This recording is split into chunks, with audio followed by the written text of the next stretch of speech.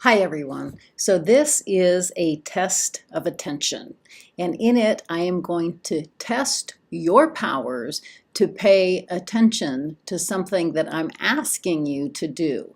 So I'm going to give you a task, and in that task I want to see how much attention you can pay to coming up with an answer. So what I'm going to do here is I am going to test your powers of paying attention by showing you a short video. What I want you to do in this video is I want you to count the number of bounce passes from a person in a white shirt to a person in a white shirt. Now, what does that mean? First of all, it's really important that we know what a bounce pass is, and it's exactly what I'm talking about.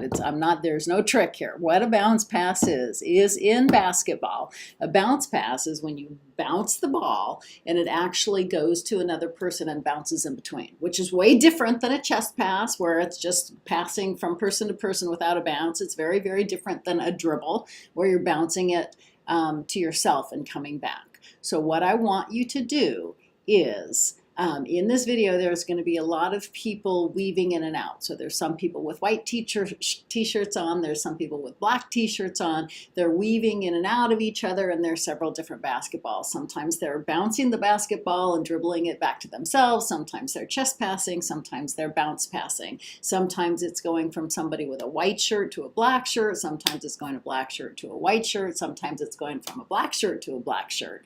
And sometimes it's going from a white shirt to a white shirt. So what I want you to do is I want you to bring your attention and count. So count how many times somebody with a white t-shirt is throwing the ball or bounce passing the ball to somebody else with a white t-shirt.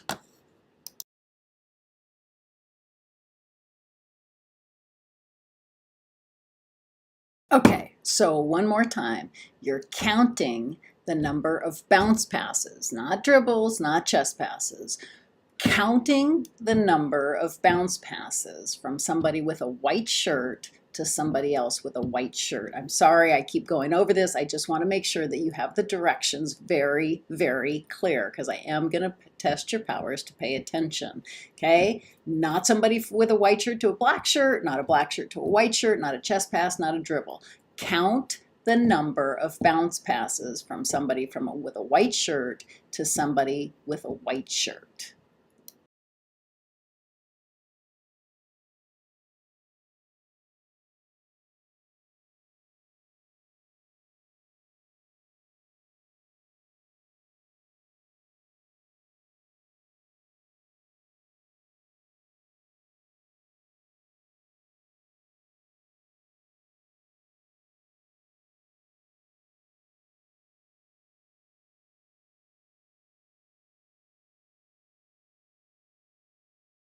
Okay, so at this point, I usually get various answers like 7, 11, 5, 4, 1. So we're going to try this again. Count the number of bounce passes from a white shirt to somebody else with a white shirt.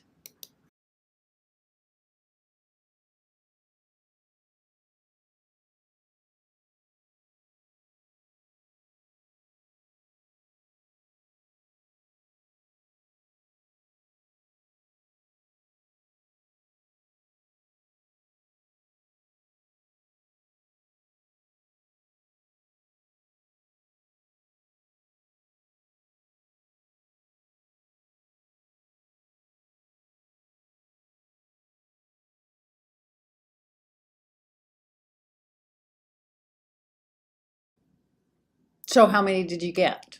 Well, at this point, I'm usually still getting uh, various answers.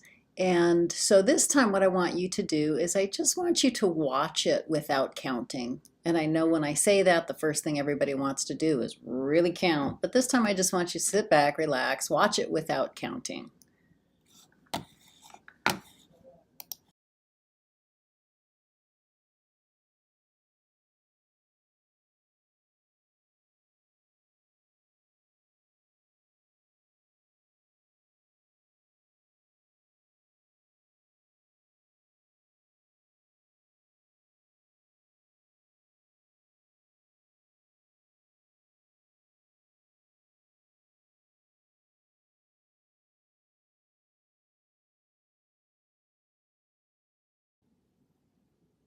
Okay, so now let's watch this again.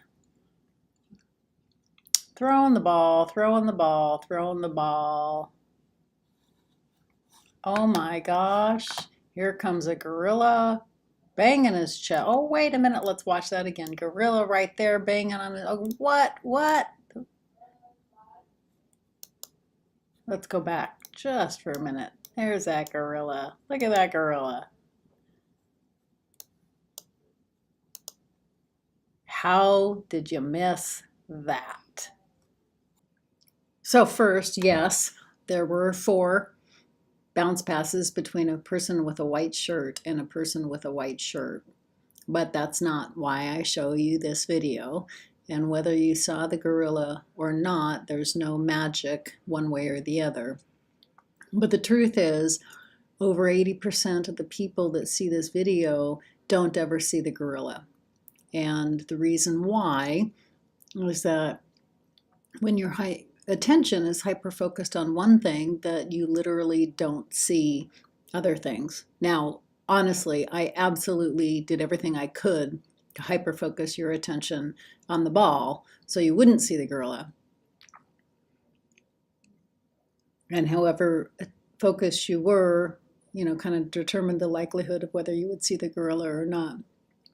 But the reason why I show this is you have something, we all have something called selective attention, or sometimes it's called inattentional blindness. So again, you have something called selective attention or inattentional blindness, which basically means that you literally see the things that you are paying attention to, and you literally don't see the things that are beyond your focused attention. And this plays itself out over and over and over again. If you're interested in it, I would suggest that you look up selective attention, and you can find several different videos of this sort. But the important piece here is, why would I even show this in a stress management class? And the answer is simple. Number one, what you see, what you focus on, literally, I mean, not just figuratively, but literally shows up in your awareness. You have something called your RAS, or reticular activation system, which means that your brain is constantly processing its environment and lets through to your, it's like filtering what's important and what's not important. But the only way that it knows how to deem what is important is the things that you usually place your awareness on. So in other words, if you're constantly placing your awareness on your stress, all the things that are going wrong, all the things that will go wrong, those are the things that your brain is actually going to let through that filter system. So it may be filtering out all the good things in your life and only letting through the stressful things that you can see in your awareness, because that's what it's been programmed to do. So the idea here is really opening your awareness to be able to focus on things that you might not typically be focused on. Because again, what you bring your awareness to are the things that show up for you in your life. I mean, this is actually down to the science of your reticular activation system. It's not just a metaphor. What you pay attention to shows up. So the question is, how can you begin to shift your attention into more life-generating things? There are things in front of our face all the time that are literally like our gorillas. They're good things in our lives, and they're right in front of us. It may be, a relationship, it may be your health, it may be something that you either, overlook in appreciating in yourself, or overlook in appreciating the people around you. And they literally begin to not be seen in your awareness. The second really important piece of this is what you bring to your conscious awareness creates the capacity for more of the same. So when your conscious awareness is constantly focused on all your stress, all the things that will go wrong, all the things that do go wrong, but you're just creating a greater capacity for that. And unfortunately, when you don't let into your awareness the good things in your life that are right in front of your face, you actually reduce your capacity to see them and reduce your capacity to be able to experience those things in your life. So this is an invitation for your next reflective assignment. And what you're going to do with this assignment is just allow yourself the time to focus on the things that you might not be seeing in your life, that are the good things in your life, that you might be just overlooking because you're so focused on your stress.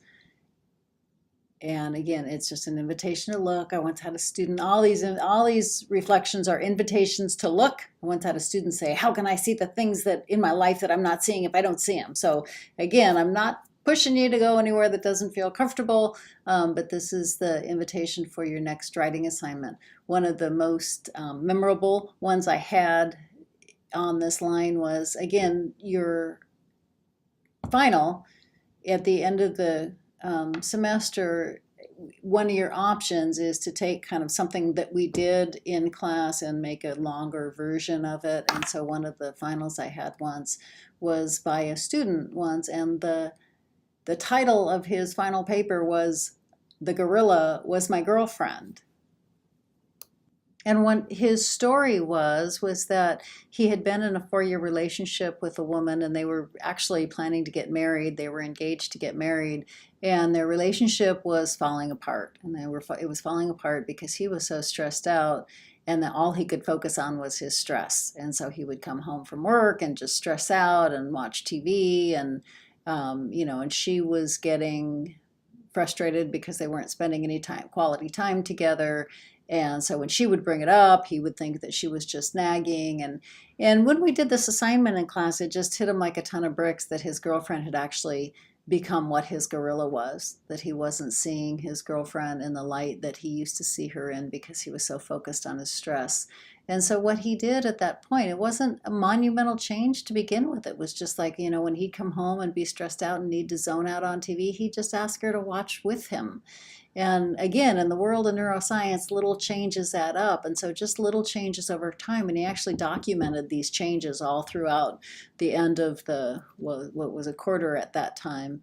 And their relationship completely transformed again. And by the end of the quarter, they were ready to get married again. So this is just an invitation to look. Again, we're so focused so often on all our stresses, on everything that can go wrong, will go wrong. And so this is just a time, an invitation to look at what your gorillas are. Again, meaning that your gorillas are the things that are in your life that are really the good things in your life that you may be tending to overlook because of your stresses. And just take a time to really, as much as you can, vividly write about those things. Again, your reflections are meant to be about a page, single-spaced, typed. So I want you just really allow yourself to write about some things. It could be several things. It could be one thing really in depth. And then a really big, important piece of this is that then you also take some time and figure out how you can incorporate it into your life a little bit more. And again, it doesn't have to be huge steps, just little steps that you can take that begin to incorporate some of your gorillas or some of the good things in your life, or at least your awareness of those good things in your life a little bit more than you might be seeing right now.